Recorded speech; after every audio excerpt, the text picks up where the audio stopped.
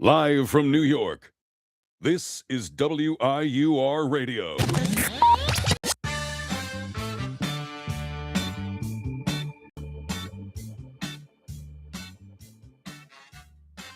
Hello, everyone, and welcome back to the Notes app radio show, I guess. Today is March 4th. This is the 5th episode of the podcast. I know last time I have put that it was episode 3. I put episode 3 twice. No, we were really on episode 5. That was a mistake on my part when filling out the form. However, today will probably be a bit of a shorter episode because I have to run around all around campus. I have to find a parking spot because today is the career internship fair, and there's a lot of spots on campus, and a lot of them are filled. However, today will be a slight bit of a shorter episode. I only have a couple things I want to talk about. Couple of announcements before we actually get started. For the Ionian, there is a general members meeting literally right after this at 12:30 in MSC in the Murphy Center, room I believe 328. I will not be there as I will be attending a meeting on behalf of the club, but my co-editor in chief Morgan Beisty will be there, as well as hopefully a lot of our e-board. If you have any questions for them or any questions for me, if you have any questions for me, please relay it to them, and then you can relay it to me. However, if you just have any general questions, they'll be more than willing to help you. Again, that is the Ionian's biweekly general member meeting happening right after this at 12:30 in room 328 in the Murphy Center. Some other information, some other things going on around campus today. In the next week or so, in regards to events related to things I'm working for. I believe CEO is having an event next Monday, March 9th. I could quickly just pull it up. CEO Club.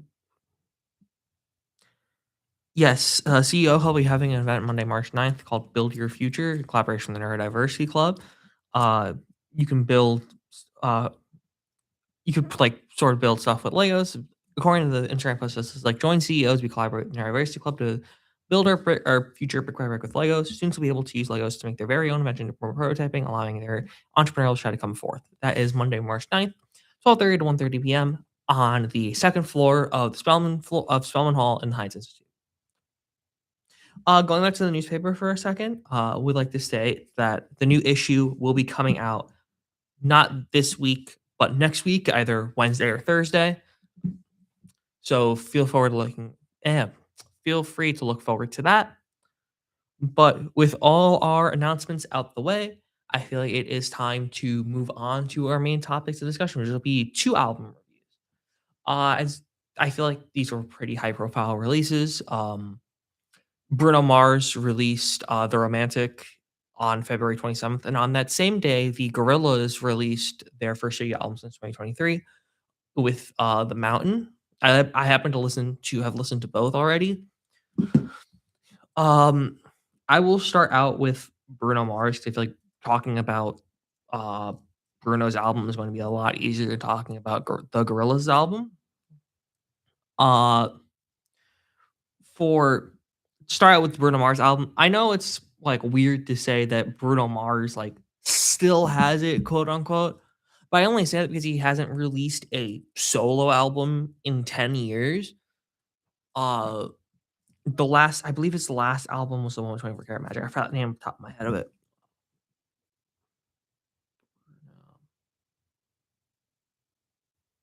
The last album that Bruno released was 24 Karat Magic in 2016. I'm as a solo artist. If we're including collabs, he is a one half of Silk Sonic alongside Anderson .Paak, who did release an evening with Silk Sonic in 2021. So if we're counting that, he hasn't released an album in half a decade. But if we're not counting that, he hasn't released an album in a decade. So it's weird to say that someone like Bruno Mars like still has it, but he still has it. Like he did not miss at all on the album. Like genuinely, like give me a second. Genuinely like 9 for 9 he did not miss at all on any single track. And I gave it on like my initial listen, like a 9.5 out of 10, just because genuinely, like, Bruno just makes amazing work. I don't think I've ever listened to a bad Bruno Mars song. I'm pretty sure there is like one or two out there. Like, not that the song that he produced, that he released the bad song himself, but he was on a song that was bad. So I really like, again, this album was going to at the very least be good and end up being amazing, essentially. Um I ended up giving a 9.5 out of 10, like I said earlier, which on my, like, pantheon of albums, like, the greatest albums of all time that I've listened to under this new scale, because, frankly, like, I'm ranking the stuff that I listened to, like, in 20 like, with a fresh mind, quote, unquote. So, right now, I do have it at 6 all time, like, obviously, this doesn't include, because I haven't listened to, like, way too many of, like, the classic albums, like, I haven't re-listened to, I haven't, like, re-listened to To Pimp a Butterfly under this, like, new ears. I haven't re-listened to, uh I haven't re-listened to a lot of albums post, like, pre-2025 under this, like, new scale. However, 2 of these albums on okay, so it's number 6 to go over my top 5 so far. Obviously, as I listen to more music with fresh ears, I imagine these ratings will obviously change. But right now, it's in high go contender at number 6, with ahead of it being A Matter of Time by Lefe, Drunk by Thundercat, Album by Unbeatable, aka Peak Divide, Chromacopia by Tyler the Creator, and Debí Tirar las Fotos by Bad Bunny. Um, Again, is this list going to change? Probably. I wouldn't be surprised if any of these albums get moved down at some point. But just more of like a, as of right now, it's currently number 6 all time. Um, I don't think I mentioned earlier, my top 3 are, if I can go back here. My top 3 being Dance With Me, God Was Showing Off, and Risk It All. I feel like Risk It All is going to be like the obviously the biggest song off of it, outside of it being the intro. I feel like it's probably just the most unique song, and obviously all these are getting played on the radio. Let's be real. Like 9, at least like 7 of these tracks are getting played on the radio. So I can't say that the whole album is like radio hits, but that's really what Bruno Mars makes. And I mean that in the most positive way possible. Like, you would hear the stuff on the radio, like if you're driving, and you wouldn't mind it because it's Bruno Mars. He makes really good music. But yeah, so that is my sort of like my mini review of The Romantic. I don't really have a lot of notes for it outside of it's amazing. Go listen to it. 9.5 out of 10. Um, Now moving on to an album that I didn't rate as highly. However, I feel like it's going to have a lot more impact on me, and that is The Mountain by Gorillaz. Uh for those that don't know, a little bit of a thing. I used to have I was like a big Gorillaz fan in like middle school. And then I kind of fell off in start of high school, and then like sort of like late high school to like now I like started getting back into their music, but it's a lot more like their modern, I don't wanna say their music from like Plastic Beach onwards. Um just more like that era of Gorillaz. I know like people consider that to be like Plastic Beaches, you have them almost kill them. And a lot of their work around that era, some people might not consider to be their peak era. Like, it's not Demon Days, it's not the self-titled. Um, but I feel like this album is kind of just like very good, almost great. But I feel like it's gonna have a lot more lasting impact. Obviously, there was the animation, which was the music video animation, which was the mix between, which had a mix of songs between the opener, the mountain, the second track, the moon cave, and the closer, the sad god. Beautifully animated music video, by the way. Or is it a short film in that case? I feel like it's a short film, but it's also a music video at the same time. I guess it's more of a short film because it's considered 3 different music videos, but, you know, the small animation the 8-minute animation they had did as a sort of thing with the album to expand the lore, uh, that was that was beautifully animated. From what I believe, it was a mix between cell and digital, and genuinely, like, it was a beautifully animated thing. It looks better on a VHS rip because, a fan recorded it on VHS and then digitized that VHS recording, and it's on YouTube. You can go watch it, and it's genuinely just a beautifully, like, and beautifully animated. It looks even better on VHS, but even really good on, like, the digital remaster, quote, unquote, even though it's not that's kinda how it was animated. Um, I watched that first and listened to the album. The album I feel like is gonna have a lot of, like, replay value for me personally. Um, Frankly, none of the songs that were in my top 3 outside of Damascus, have been consistent in my rotation because my top 3 for this one was, like, Damascus, Orange County, and The Sweet Prince. Um, all again, this album is very good, almost great. I feel like the problem is that there was a couple songs that, like, just didn't hit for me. I give you the specific ones off the top of my head. So the ones that didn't hit for me or didn't hit for me as much as again, brought up earlier, the like 100 something, the almost 200-hour long playlist I have of songs that I like. And there was a lot of there and this track was 15 songs long, and the only ones that didn't necessarily make it were The Happy Dictator featuring Sparks,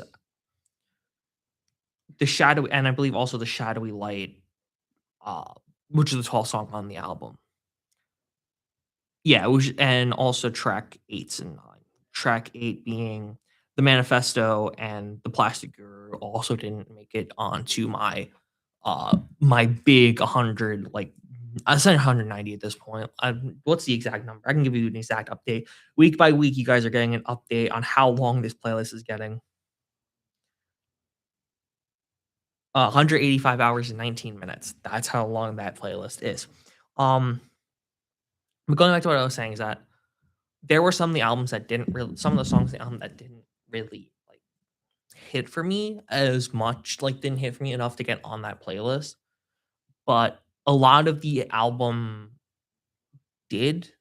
Like, again, 11 out of 15 isn't bad. That's actually really good. Why did I go to promote? No. If we're going on a calculator, that's 73%. I gave it like a 7.75 to 8 out of 10. Same score I gave, I believe, to Pedal Rock Black, and yeah, same score I gave to Pedal Rock Black, same score I believe I gave to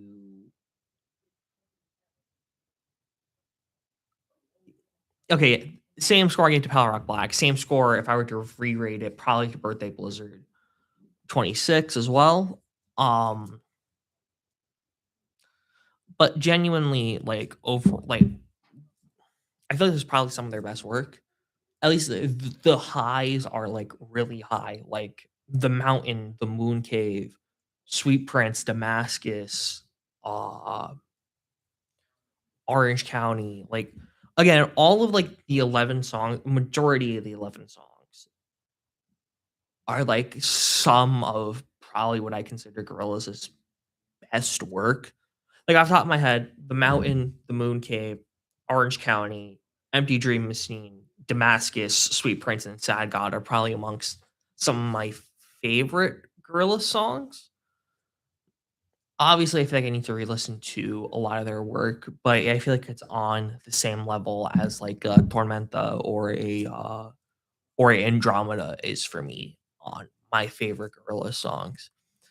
Um, honestly, so far, probably gonna be their only output, but probably, like, great output from the Gorillaz this year with both, Damascus with both The Mountain and their feature on Don't Be Dumb probably being a part of like the best song on Don't Be Dumb. But yeah, like I said, like a lot of The Mountain is gonna end up being like The Mountain and the Song Machine are probably gonna end up being similar to me in terms of like I really like this. And both obviously have their own like animated aspects as well. Song Machine, all the music videos got animated. All the songs that were on the album, I believe, got animations, if not all, if not almost. But it's a lot of their songs are probably going to end up like in the tier of like Andromeda or in the tier of uh Pink Phantom or Desolate or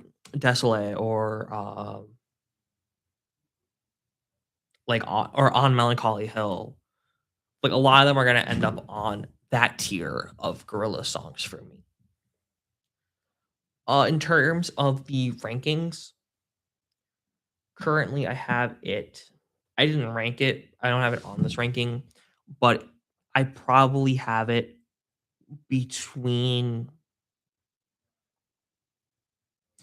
probably either 38 or 39, either between Don't Be Dumb and Pedal Rock Black or between Pedal Rock Black and Birthday Blizzard 26. Because I essentially give them the same exact score. All these around like in the 7.75 to 8 out of 10 range. I did give Rocky an 8 out of 10, but I feel like that was like barely an 8 out of 10, more closer to a 7.75 to 8 out of 10.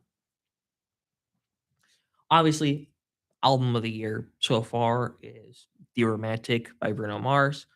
Obviously, that's my album of the year again, 9.5 out of 10. The closest one to it is in like 8.25 to 8.5 out of 10 by Brent Faiyaz with Icon. Um, I feel like looking at this scale, even here, I feel like I can probably re-listen to a lot of my like 2025 albums, and they'll probably like rankings will change. Like I can easily imagine like Sankofa by Red Veil moving up, or like, or even like, ooh, I'm trying to think of anything else. Like I could imagine also, I imagine like a couple albums could move. Like Essex Honey by Blood Orange. I feel like could easily move up the scale as well. Same thing with like The Pilot or Through the Wall by Rochelle Jordan. I can easily see also moving up. But so far on the list, just to go because I have the document right now. So far, I do have one album in the category I title Atrocious, which is based on a true story by Will Smith. Because I genuinely only got me like a track and a half into that album because I wanted to listen to it as a bit. And she's like, "Oh yeah, like this album is gonna suck. Let me listen to it." Sucks, like sucks. And I mean, I came as that expecting it, but like I didn't even get like 3 tracks in the album. At least in the stuff I put in horrible. I at least at very least got through majority of the album. But I couldn't even put myself through a track and a half of Will Smith's album. But like I currently have 135 albums under this new scale. I currently have 1 in Atrocious, 5 in Horrible, 1, 2, 3, 4, 5, 6, 6 in Bad, a good amount in Solid, a good amount in Good, probably the most in Very Good. Yeah, probably the most in Very Good. Some in Great, currently 1, 2, currently 10. I typically leave my top 20. The bottom 10 of that top 20 is the low go contenders. The top 10 in that 20 is the high go contenders. For context on that top 10, right now, that top 10, again, 135 albums. I haven't listened to a lot of new albums with fresh ears that I would consider putting under comparison. So right now, this is like 2025, what I listened to in 2026, plus like select albums from that I decided to give a listen to. Like I can tell you all like the non 2025 and onward albums in here. Going through it's yeah, anything before 2025, going through it's probably just in Great and onwards. Like it's Who's Gonna Save the World by Father's Children from 2011, Ego Death by the Internet from 2015, uh Awaken My Love by Childish Gambino from 2016, Drunk by Thundercat from 2017, and Chromacopia from 2024. Three of those albums are in my top 10. That top 10 being Awaken My Love by Childish Gambino, Fancy That by Pink Panthers, Black British Music 2025 by Jim Legacy, Like God Swarm Out by Clips, The Romantic by Bruno Mars, which I mentioned earlier, Matter of Time by Leifei from 2015, Drunk by Thundercat from 2017, album by Unbeatable, aka Peak Divide from 2025, Chromacopia that Tyler the Creator in 2024. I didn't listen to Chromacopia Plus. And Debut de Ramas Fotos by Bad Bunny from 2025. Going to my bottom five, I actually want to tell you my bottom five. All of these are from 2025, by the way. Number 131 is The Leak by Rob Banks in 2025. 132 is Process by Bass Hollow. 133 is Can't Rush Greatness by Central C. 134 is The Purple M&M 2 by Blockboy JB. And number 135 is Based on a True Story by Will Smith. But yeah, that's that with when it comes to music. And that is honestly kind of all I really had to talk about today. So this will wrap up episode 5 of the Notes app. Tune in back next week. We will have one more episode next week before we go on a 1-week break due to spring break.